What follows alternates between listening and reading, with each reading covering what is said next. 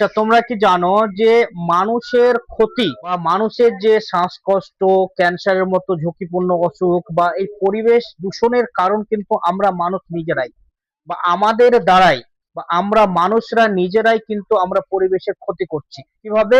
এই ক্লাসে আমরা সেটাই বিস্তারিত আলোচনা করব। Hello students, welcome to a new class. In this class we will discuss geography. Topic is the pollution. দূষণ কাকে বলে, দূষণ কি, দূষণ কয় প্রকার এবং কোন দূষণের কারণে কি ক্ষতি হয় সেটা আমরা দূষণ বিষয়টি একটু বিস্তারিত জানার চেষ্টা করব। তাহলে প্রথমে হচ্ছে কি, দূষণ কাকে বলে?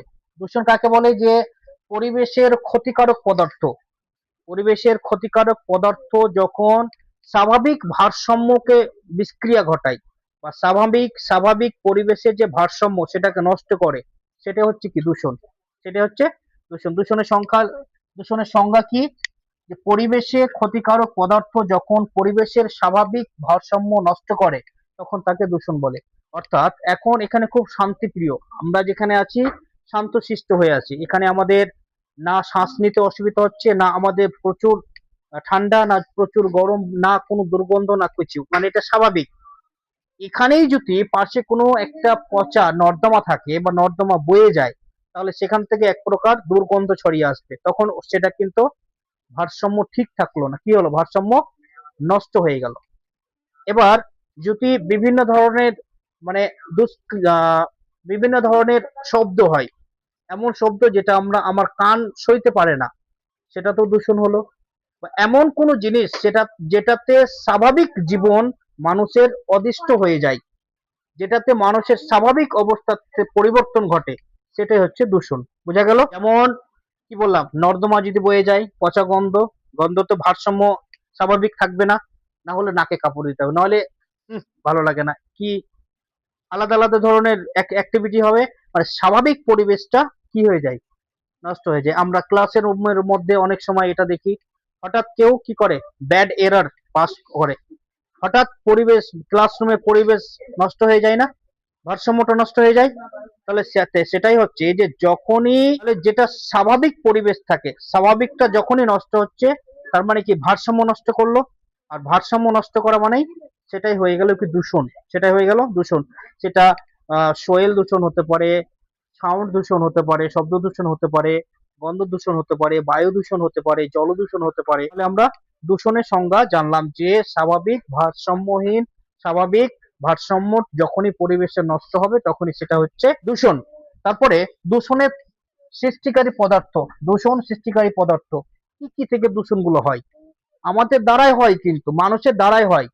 মানুষ হচ্ছে সব থেকে বুদ্ধিমান সৃষ্টি, প্রকৃতির সৃষ্টির মধ্যে সব থেকে বুদ্ধিমান সৃষ্টি হচ্ছে কি মানুষ। তাহলে আমরা আমাদের সুবিধার জন্য আমরা পরিবেশের ক্ষতি করছি, আমরা আমাদের সুবিধার জন্য আমরা পরিবেশের ক্ষতি করছি, এবং পরিবেশকে দূষণের মূল মন্ত্র হচ্ছে আমরা মানুষরা নিজেই। কিভাবে? এই যে গাড়ির ধোঁয়া, প্লাস্টিক পুরানো, কেমিক্যালস, রাসায়নিক, যেগুলো অতিরিক্ত রাসায়নিক ওয়েস্ট, তারপরে কেমিক্যাল ওয়েস্ট, তারপরে পেস্টিসাইড অর্থাৎ কীটনাশক, জমির মধ্যে ফসল বৃদ্ধি করার জন্য কীটনাশক আমরা ব্যবহার করি, এবং সেই কীটনাশক ডাইরেক্টলি আমাদের হেলথের উপরে প্রভাব ফেলে, মাটিতে প্রভাব ফেলে, আমাদের হেলথের উপরে, শারীরিক ক্ষতির উপরে প্রভাব ফেলে। আমরা সেটা বুঝতে পেরেও তারপরে বছর পেস্টিসাইড আমরা ইউজ করব, কীটনাশক ইউজ করবো, নাহলে ফসল হবে না। তারপরে কি, ভেহিকল স্মোক, গাড়ির ধোঁয়া, চিমনি ধোঁয়া, ইট ভাটার ধোঁয়া, কলকারখানার ধোঁয়া, সমস্ত বিষাক্ত ধোঁয়া, টায়ার জ্বালানো ধোঁয়া, সমস্ত বিষাক্ত ধোঁয়াগুলি আমরা কোথায় নিক্ষেপ করি? পরিবেশের মধ্যে নিক্ষেপ করি, এবং এগুলো থেকে দূষণ সৃষ্টি হয়। এগুলো থেকে কি সৃষ্টি হয়? দূষণ। একটা কি, ধোঁয়া, কলকারখানার ধোঁয়া হতে পারে, ইট ভাটার ধোঁয়া, চিমনি কত উঁচু থাকে, পরিবেশের মধ্যে থাকে না। তারপরে বিভিন্ন ধরনের কলকারখানার ধোঁয়া, গাড়ির ধোঁয়া, বাড়ির চিমনির ধোঁয়া, তারপরে রাসায়নিকের অতিরিক্ত বর্জ্য পদার্থ, গাড়ির ধোঁয়া, কতগুলো গাড়ি, এত পেট্রোল ডিজেলের দাম বাড়ছে তবুও গাড়ির শোরুমে গাড়ি পাওয়া যায় না। তার মানে কি মানুষই ব্যবহার করছে। জঙ্গলে নিয়ে যাচ্ছে, অ্যামাজন জঙ্গলে কোনো জীবজন্তু গাড়ি নিয়ে যাচ্ছে, নিয়ে যায় না, মানুষই ব্যবহার করছে। তাহলে মানুষ ব্যবহার করছে কি এই পরিবেশের মধ্যেই। এর যে ওয়েস্ট, যেটা জ্বালানি রূপে যেটা আমরা জ্বালালাম, সেটা থেকে যে ওয়েস্ট হলো, সেটা কোথায় গেল? পরিবেশের মধ্যেই, যার ফলে পরিবেশ দূষণ হলো আমাদের দ্বারাই। তারপরে কি বলছে, তারপরে দূষণের প্রকারভেদ, কি কি দূষণ হচ্ছে? এয়ার পলিউশন, মানে বাতাস দূষণ, ওয়াটার পলিউশন মানে জল দূষণ, সয়েল পলিউশন মানে ভূমি দূষণ, মাটি দূষণ, নয়েজ পলিউশন মানে শব্দ দূষণ। এই সমস্ত দূষণ হচ্ছে এগুলা, আর এগুলো হচ্ছে আমাদের জন্য বেসিক বেসিক একটা জীবকে বেঁচে থাকতে বেসিক জিনিস এগুলা, প্রাথমিক প্রয়োজন। এয়ার, বাতাস, হাওয়া ছাড়া বাঁচতে পারবে কোনো জীব? পারবে না। ওয়াটার, জল, জল ছাড়া কোনো জীব বাঁচতে পারবে না। তাহলে কি এগুলো প্রাথমিক আমাদের প্রয়োজন না? বেসিক নিড, এগুলো আমাদের প্রাথমিক প্রয়োজন, এগুলো ছাড়া জীবের অস্তিত্বই থাকবে না। তারপরে সোয়েল, মাটি, মাটি ছাড়া আমরা বাঁচবো? আরে মাটি ছাড়া কোথায় থাকবো তাহলে? স্পেসে থাকলে তো খাওয়ার প্রয়োজন, তো সেই খাওয়ার কোথা থেকে আসবে? মাটি থেকে অন্য সৃষ্টি হবে না?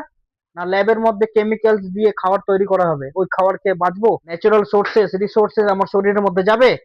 আর প্রাকৃতিক কোনো আমাদের শরীরে না গেলে আমরা লাস্টিং হবে না আমাদের শরীর। তারপরে কি? নয়েজ, শব্দ, শব্দ না হলে তো আমরা নিজেই অজ্ঞান হয়ে যাব, শব্দ না, কিছু না শুনতে পেলে।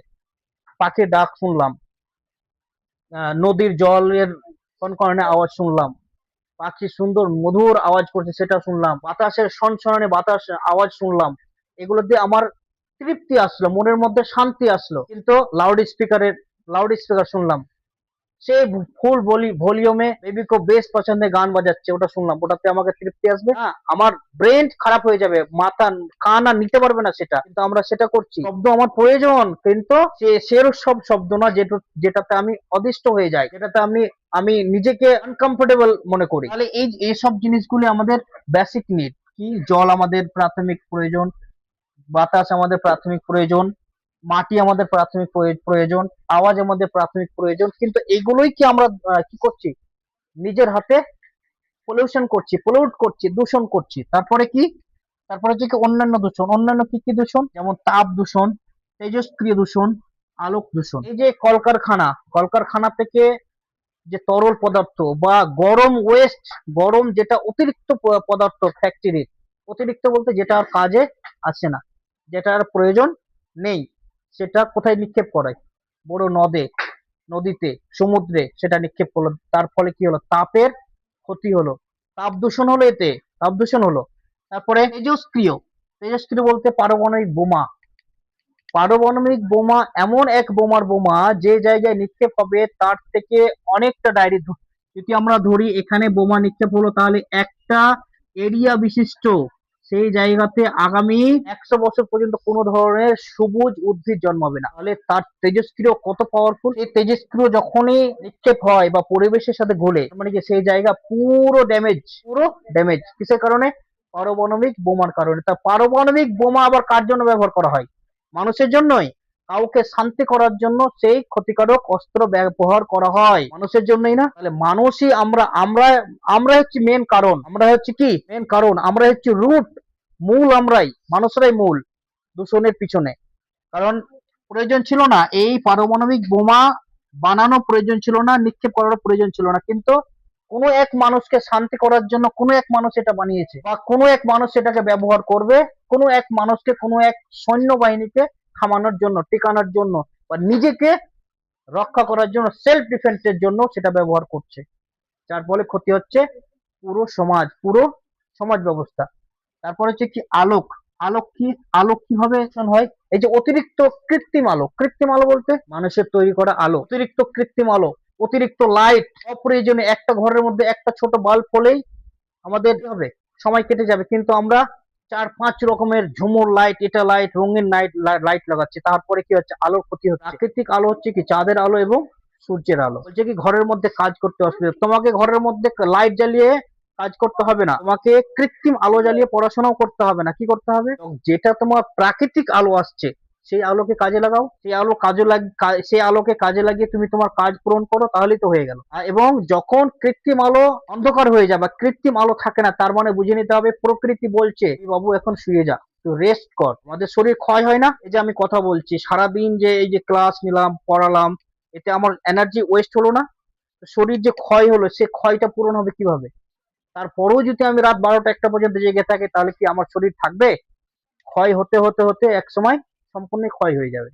তাহলে শরীরের যে ক্ষয় হচ্ছে, সেই ক্ষয়টা পূরণ হচ্ছে কখন? রাত্রে ঘুমের মাধ্যমে। তাহলে কৃত্রিম আলো আমাদের কম ব্যবহার করতে হবে, পরিহার করতে হবে। তারপরে কি হচ্ছে যে দূষণ প্রতিরোধের উপায়, কিভাবে আমরা এইটাকে প্রতিরোধ করতে পারি, কিভাবে আমরা থামতে পারবো, প্রতিরোধ কম করব কিভাবে। এক নম্বরে হচ্ছে কি যে বায়ু দূষণ কমাতে, যে বায়ু বাতাস দূষণ কমাতে আমাদের কি করতে হবে, বেশি গাছ লাগাতে হবে, বেশি গাছ লাগাতে হবে এবং গণপরিবহন ব্যবস্থা ব্যবহার করতে হবে। গণপরিবহন বলতে ইঞ্জিন ছাড়া বা যে ইঞ্জিনে বা যে যানবাহনে কি লাগে না, জ্বালানি পুড়ে না, জ্বালানি না পুড়লে সেখান থেকে বিষাক্ত ধোঁয়া বের হবে না, যার ফলে পরিবেশ দূষণ কম হবে। তারপর হচ্ছে কি যে শিল্প বর্জ্য শোষণ করে ফেলতে হবে। শিল্প তো লাগবে মানুষের প্রয়োজনের জন্য, প্রয়োজনীয় জিনিস ব্যবহারের জিনিস উৎপন্ন করতে হবে। সেই শিল্পের যে বজ্র পদার্থ সেগুলোকে কি করতে হবে, শোধন করে ফেলতে হবে, মানে বায়োডাইজেস্ট করতে হবে। সেটাকে এমন ভাবে ওয়েস্ট করতে হবে যে ওর থেকে যে বিষক্রিয়া, ওর থেকে যে ক্ষতিকর, সেটা যেন পরিবেশের সাথে না মিলে, সেটা একটা জায়গার মধ্যে স্টপ হয়ে তারপরে সেটা পরিবেশে আসুক এবং ক্ষতি যেন পরিবেশে না হয়, পরিবেশ দূষণ বা বায়ু দূষণ না হয়। যেমন একটা যে কোনো জিনিস আমি নর্দমা ফেলে দিলাম, এখানে ওয়েস্ট, খাওয়ারই ওয়েস্ট হয়ে গেল। খাওয়ার বাড়ির থেকে ওয়েস্ট বের হয় না, সবজির ছিলকা, পেঁয়াজের ছিলকা, অতিরিক্ত খাওয়ার। আমরা গ্রামে থাকি, আমরা তো গরু বাছুরকে খাইয়ে দিই, কিন্তু শহরে সেগুলো কি হয়, কেরিবদ্ধ হয়ে এক জায়গাতে জমা হয় ডাস্টবিনে। কি সেখান থেকে যে বিষক্রিয়া বের হয়, যখন সেটা আস্তে আস্তে কি হয়ে যায়, পচে যায়, হ্যাঁ, পচে গিয়ে সেখান থেকে বিষক্রিয়া গ্যাস বের হয়, অ্যাসিটিক, সেটা পরিবেশের সাথে মিলে তখন ক্ষতি করে। তাহলে এগুলোকে আমাদের শোধন করে তারপরে পরিবেশে ফেলতে হবে, যেন পরিবেশে বায়ু ক্ষতি না হয়। তারপরে মাটি দূষণ কমাতে, মাটি দূষণ কমাতে কি করতে হবে, সর্বপ্রথম কৃষকদের কেমিক্যাল যে পেস্টিসাইড বা রাসায়নিক যে সার, সেই সারের ব্যবহার কম করতে হবে, জৈব সার ব্যবহার করতে হবে, প্লাস্টিক ব্যবহার কম করতে হবে। এখন তো একটা ছোট বাচ্চার ললিপপ থেকে শুরু করে নিয়ে একটা বৃদ্ধের ওষুধ পর্যন্ত বা খাওয়ার পর্যন্ত প্লাস্টিকের ব্যাপারই আসছে। তাহলে প্লাস্টিকের ব্যবহার কম হবে কেমন করে?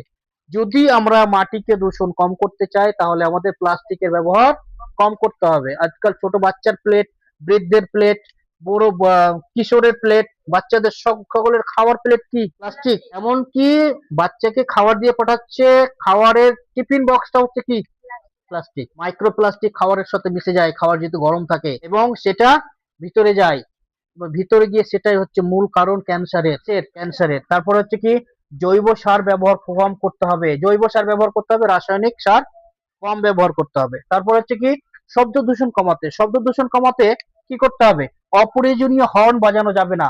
অপ্রয়োজনীয় হর্ন বাজাচ্ছে, গাড়ির মধ্যে দিয়ে যাচ্ছে প্যাপু প্যাপু, তার মধ্যে কি হচ্ছে, ব্রেন আমাদের কাজ করা বন্ধ করে দেয়, কানে আর নিতে পারে না।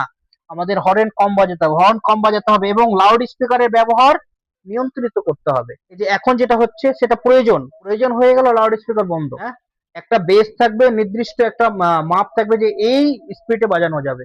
অযথা রাস্তার মধ্যে পাগলের মতো মদ্যপান করে উলঙ্গ নাচ হয়ে ডিজে বাজিয়ে সাউন্ড, শব্দ দূষণ করে কোনো প্রয়োজন নেই। প্রয়োজন আছে কি সমাজে বা সোসাইটি বা মানুষের ভালোর জন্য সেই কাজটা কি প্রয়োজন? কোনো প্রয়োজন নেই। তাহলে অতিরিক্ত লাউড স্পিকার থেকে আমাদের বাঁচতে হবে। এবং আমরা যে এই যে ইয়ারফোন ইউজ করি, বাচ্চারা অনেকে ইউজ করে, ইয়ারফোন থেকে আমাদের বাঁচতে হবে। কারণ একটা তো লাউড স্পিকারের আওয়াজ পরিবেশের মাধ্যমে, ইকোসিস্টেমের মাধ্যমে আমার কানের মধ্যে আসছে, কিন্তু ইয়ারফোনের ইয়ারফোনের আওয়াজ ডাইরেক্ট চলে আসছে। তাহলে ক্ষতি কম হবে না বেশি? বেশি। তাহলে কি করতে হবে, ব্যবহার করতে হবে না। তারপর হচ্ছে কি জল দূষণ কমাতে, জল দূষণ কমাতে কি নদী নালার বজ্র ফেলা বন্ধ করতে হবে। এই যে যেটা একটা জিনিস পচে গেল, নষ্ট হয়ে গেল, কোথায়, এই নদীতে ফেলে দিয়ে বয়ে চলে যাবে না, জল দূষণ। এতে নিজের হাতে কি করলাম, জল দূষণ করলাম। তারপরে শিল্পের বজ্র শোধন করে ফেলতে হবে, ফেলতেই হবে না, শোধন করবো কেন, অন্য কোনো প্রসেসে করব। চলমান জলে আমি যেটা ফেলে দেবো, অনেক জল, সেই জল তো অনেক জীব ব্যবহার করে, অনেক গরু বাছুর প্রাণী পান করে, মানুষে অনেকে ব্যবহার করে পান করার জন্য, না হলে অন্যান্য কাজে। তারপরে যদি দূষণ থাকে তাহলে কি হবে, ক্ষতি হবে না? অবশ্যই ক্ষতি হবে। তাহলে আমাদের এগুলো না করলে আমরা দূষণ কমাতে পারবো। আচ্ছা, এই যে বায়ু দূষণ, বায়ু দূষণ থেকে মানুষের কি ক্ষতি হচ্ছে, শ্বাসকষ্ট, ক্যান্সার, হৃদরোগ, হ্যাঁ, এই সব মরণ রোগের কিন্তু কারণ হচ্ছে বায়ু দূষণ। আর এগুলো হচ্ছে আমাদের জন্যই। মাটি দূষণ, মাটি দূষণ থেকে মাটি দূষণ হতে পারে তো খাবারের মধ্যে আসলো সেটা দূষিত পদার্থ, এবং সেই খাবার আমরা নিলাম। তো আমরা দূষিত খাবারটা ইচ্ছা করে যদি ভিতরে ভরি তাহলে কি আমাদের রেচনতন্ত্র ঠিক থাকবে? তো থাকবে না। এবং এই ক্যান্সার, হৃদরোগ, তারপর হার্টের পেশেন্ট, ডায়াবেটিস, এখন 100 এর মধ্যে 80% লোক ডায়াবেটিসে আক্রান্ত। কেন? কারণ আমাদের রং ডায়েটের কারণে। রং ডায়েট কিসের যার কারণে? এই দূষণের কারণে। দূষণের কারণে দূষণের একমাত্র দূষণের কারণেই কিন্তু মানুষের এত এখন মরণ ব্যাধি প্রত্যেকটা মানুষের শরীরের মধ্যে। 100টা লোকের মধ্যে 99 বা 99.99 লোকের মধ্যে কি রয়েছে? অসুখ রয়েছে, অসুখ বাধা রয়েছে। কিসের কারণে? এই যে অতিরিক্ত দূষণ। তার মধ্যে আরেকটি কারণ হচ্ছে অতিরিক্ত জনসংখ্যা। তাহলে এই সমস্ত গুলোর উপরে যদি আমরা নিয়ন্ত্রণ আনতে পারি তাহলে দূষণকে আমরা ঠেকাতে পারবো। এবং যতক্ষণ পর্যন্ত আমরা এগুলোর উপরে নিয়ন্ত্রণ না আনবো ততক্ষণ পর্যন্ত আমরা কিন্তু দূষণ কমাতে পারবো না। আর দূষণ যদি আমরা না কমাতে পারি তাহলে তার ক্ষতিকর যে আহ, অবস্থা বা তার থেকে যে ক্ষতি সেটা আমাদের বহন করতে হবে এবং সহ্য করতেই হবে। ঠিক আছে, তাহলে আমরা যতটা পারি আমরা চেষ্টা করব অতিরিক্ত গাছ লাগানোর এবং বর্জ্য পদার্থ যেখানে সেখানে ফেলবো না, প্লাস্টিকের ব্যবহার কম করব, অন্ততপক্ষে নিজে সেফ থাকতে পারবো। তারপরে আস্তে আস্তে পরিবেশকে সেভ করতে আমরা পারবো বা রক্ষা করতে পারবো।